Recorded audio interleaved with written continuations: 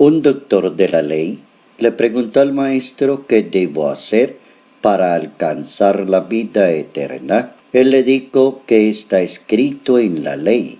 ¿Qué es lo que lees en ella? El doctor de la ley le contestó: amarás al Señor tu Dios con todo tu corazón, con toda tu alma, con todas tus fuerzas, con todo el espíritu, y amarás a los demás como a ti mismo. Jesús le dijo: bien contestado. Evangelio según San Lucas, capítulo 10, versículos 25 al 37.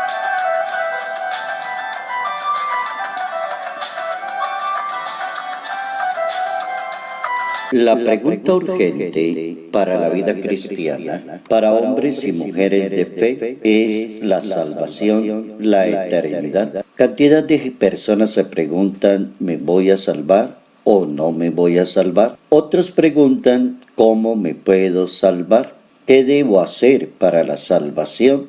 Un maestro pregunta: ¿qué debo hacer para heredar la vida eterna? Y en la preocupación de creyentes de su situación frente a la ley de Dios, frente a la predicación de la misma Iglesia, frente al culmen de la misma existencia, las respuestas no se dejan esperar. Contesta la Sagrada Escritura: conviértete y vive el Evangelio. Es el camino más corriente, más seguro para llegar a la eternidad. Y así empezó Jesús de Nazaret su ministerio, hablando de la conversión. Convertíos porque el reino de Dios está cerca. La conversión es la base del proceso para la santificación, para el éxito de la misión, para la vida apostólica de la misma Iglesia. Si hay personas convertidas, habrá un apostolado muy fecundo. Conviértete y cree en el Evangelio. Sería una respuesta muy fundamental. También otras respuestas pueden aparecer en las personas. Asista a la Eucaristía con mucha devoción, reciba el cuerpo y la sangre del Señor, aprenda a vivir la Eucaristía como acción de gracias a Dios, como enseñanza grande de su sabia palabra. Confesar los pecados, una tercera respuesta. Abandonar esa mala vida que se lleva, cuarta respuesta. Pensar seriamente que la vida no puede continuar así, quinta respuesta. No dejar en saco roto las cosas de Dios, sexta respuesta. Abrirle un campito a Dios en medio de tantos compromisos laborales, séptima respuesta. Cumplir los mandamientos y respetar los preceptos de Dios, octava respuesta. Y así está en la Sagrada Escritura, en el libro del Deuteronomio capítulo 30, pide que cada uno de nosotros cumpla con los mandamientos de la ley de Dios, centrados en el amor a Dios y a los demás, entrados en un clima de oración y preguntándole a Dios qué debo cambiar, qué debo mejorar, cómo puedo empezar mi vida nuevamente, cómo puedo lograr volver al camino.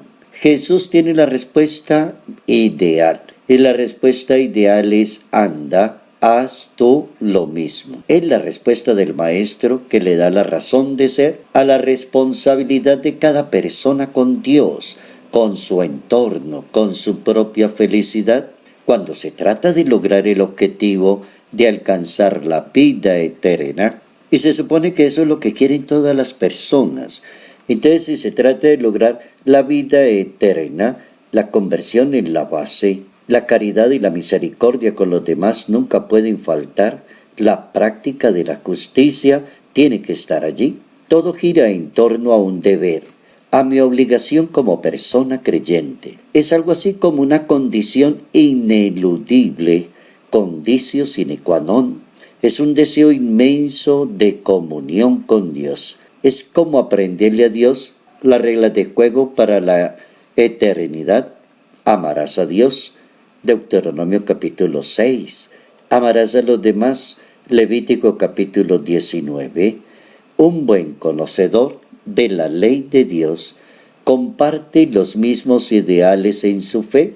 Un buen conocedor de la ley de Dios podría preguntarse: ¿de qué le vale a una persona ganar el mundo si al final se pierde a sí mismo? Evangelio de San Mateo, capítulo 16.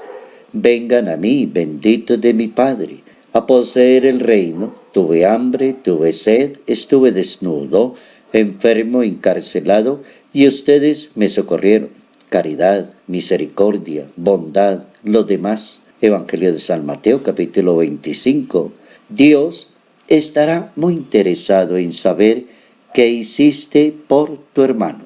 Nos va a preguntar qué hiciste con tu hermano, qué fue lo que te pasó, por qué no hiciste lo que deberías hacer, ganarte la vida eterna. La fe, como el don divino para poder creer en Dios, no funciona separada de la justicia, de la caridad, de la misericordia. Cuando logramos amar, las distancias desaparecen, los prejuicios sociales se esfuman, la solidaridad y la justicia social se convierten en normas comunes de vida. El Papa Francisco en su catequesis enseña: la compasión, el amor, no es un sentimiento vago, sino significa cuidar a los demás hasta pagar personalmente. Significa comprometerse cumpliendo los pasos necesarios para acercarse a los demás hasta identificarse con ellos. Amarás a los demás como a ti mismo, dice el Papa. No es de un cristiano descartar, clasificar o despreciar a las demás personas.